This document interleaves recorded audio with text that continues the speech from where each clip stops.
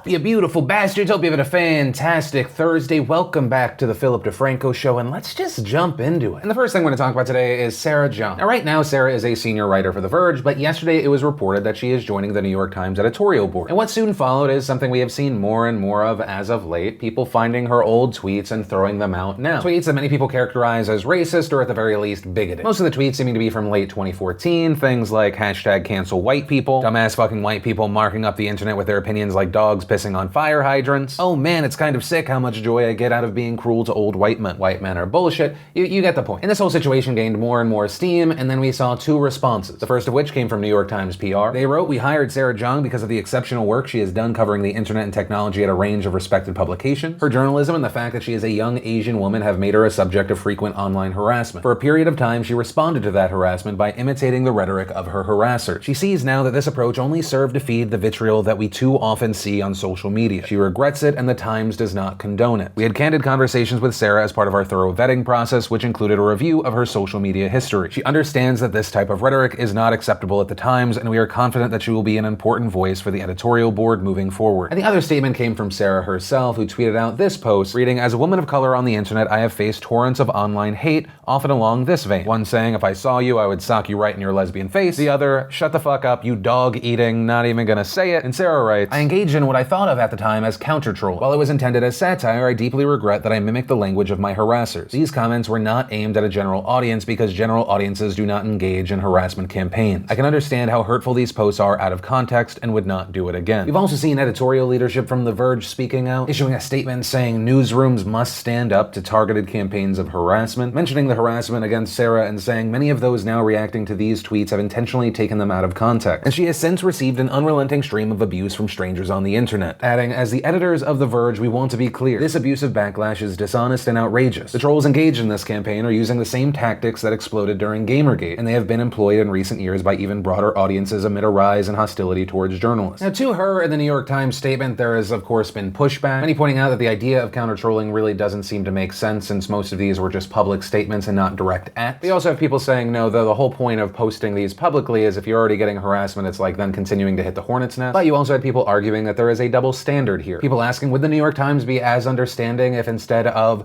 white men are bullshit, she had said black men are bullshit? If she had said hashtag cancel black people? What about hashtag cancel Jewish people? What about if she said dumbass fucking black people marking up the internet with their opinions like dogs pissing on fire hydrants? And so as of right now, that is where the situation is. And so of course I pass the question off to you. Do you think that last argument in question is a good one, or no, do you think it's a random curveball? Right in that part of the question is, do you believe that there is a double standard? And on the other side of this, what are your thoughts just in general about the New York Times sticking with this move? Any and all opinions? I'd love to hear them. But from that, I want to share some stuff I love today, and today in Awesome, brought to you by NordVPN.com/Phil. And if you're not familiar, VPNs allow users to securely access a private network, share data remotely through public networks. Much like how a firewall protects your data on your computer, VPNs protect it online. And with NordVPN, you have thousands of super fast servers in 61 countries and absolutely no data logging. Your computer, your phone, keep it all safe. If you ever get confused, it's 24/7 customer service and it's risk-free. There is a 30-day money-back guarantee. And speaking of money, if you go to NordVPN.com/Phil, right now there is a plan that is 77% off. And the first bit of awesome today is we are announcing and releasing the brand new DeFranco Elite exclusives. If you're not familiar, we have a subscription service / membership called DeFranco Elite. You get access to exclusive live streams, exclusive videos, early videos, a lot of special perks. And every 3 months, we exclusively release 2 items only found on DeFranco Elite that we never, no matter how awesome they are and how well we know they would sell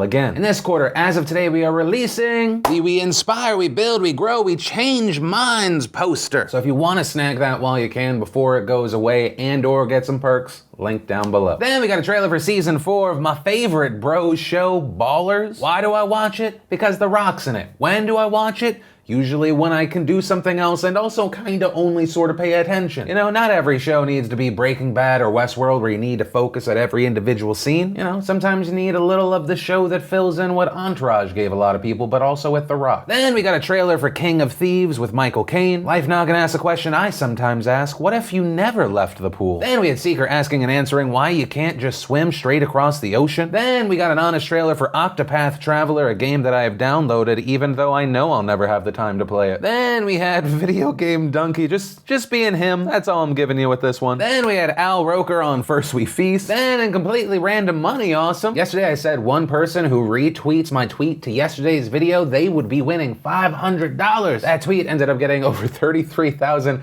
retweets, and the person who won was Kung Fu Kev. Congratulations. Even though you don't even follow me on Twitter, follow me back, Kev, so we can DM how to get you your money. And if you want to see the full versions of everything I just shared, the secret link of the day, anything at all, links as always are in the description down below. Then in tech/money news, we had Apple as of today being a $1 trillion company. And a lot of places have been reporting saying that it is the first $1 trillion company. That is technically not true. PetroChina crossed the $1 trillion mark back in 2007, but it is not there today. But Apple is the first US-based company to ever do so and is the only one out there right now, although Amazon is getting close. And I will say it's kind of funny to see this news today because just yesterday there was bad news for Apple. And I say bad news like that because when you make as much money as Apple does, it's not really bad news. But it was reported that Huawei is now beating Apple as a phone vendor. This last quarter, Samsung kept the #1 spot at 73 million units shipped. Then in the #2 spot, you now have Huawei with 54 million units shipped. This was an increase of 41%. And then in a measly,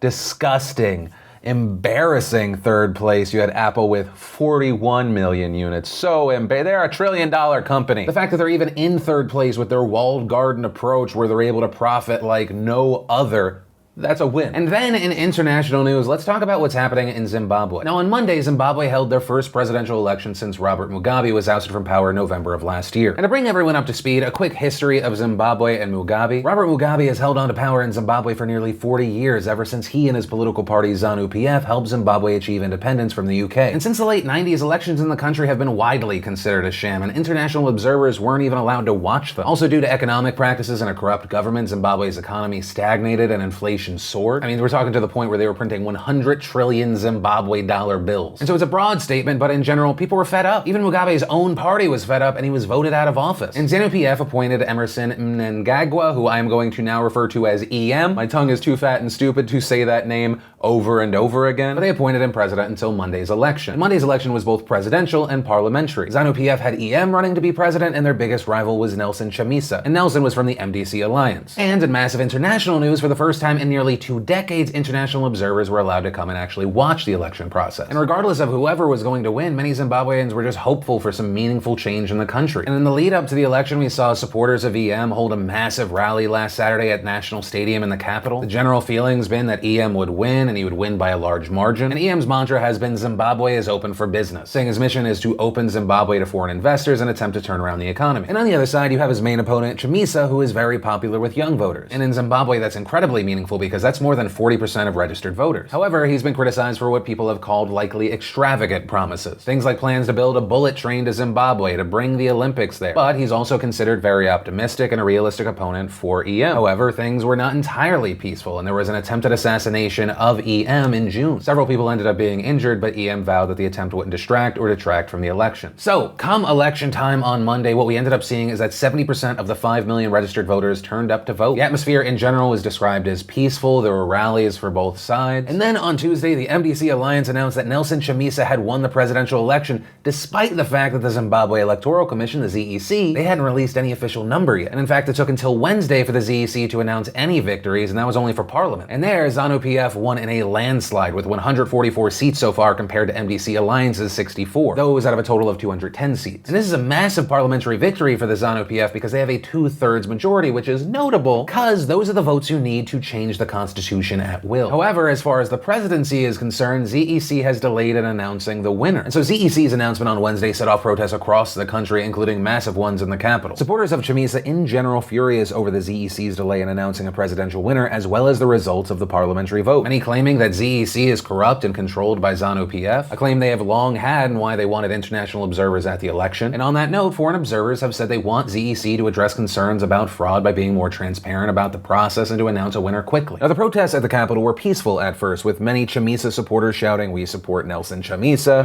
Nelson Chamisa,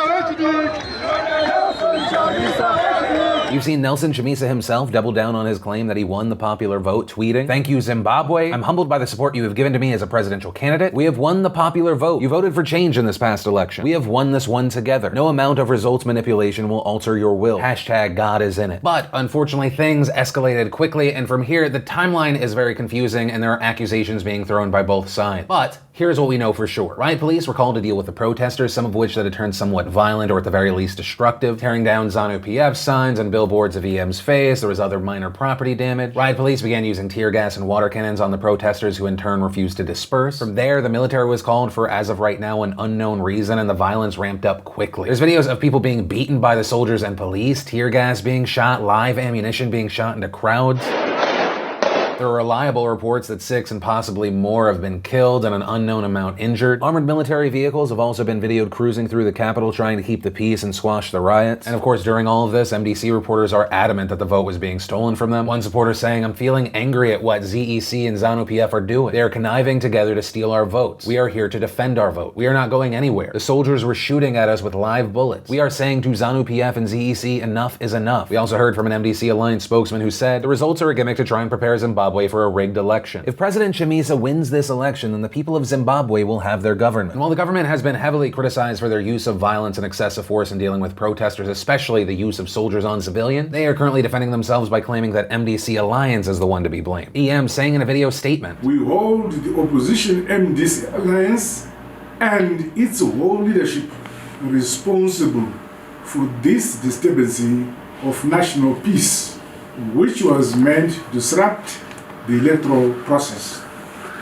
Equally, we hold the party and its leadership responsible for any loss of life, injury, or damage to property that arise from these acts of political violence, which they have aided and abated." To which an MDC Alliance spokesman responded, "Today we saw the deployment of military tanks and the firing of live ammunition on civilians for no apparent reason. We condemn in the strongest sense the action that was taken today. There is no justification whatsoever for the brutality we experience." And as far as where we are today, what happens from here, it's going to be interesting. In general, the reports coming out are that it's much calmer in Zimbabwe right now, but it's also because people are fearing to leave from their homes. In fact, the capital city center, which is normally filled with people right now, is being referred to as a ghost town. EM saying that he will initiate an independent investigation to how the violence started, adding that he will deal with anyone responsible. But also during a press conference, you had ZANU-PF members seemingly trying to blame the protesters. It's not entirely true that the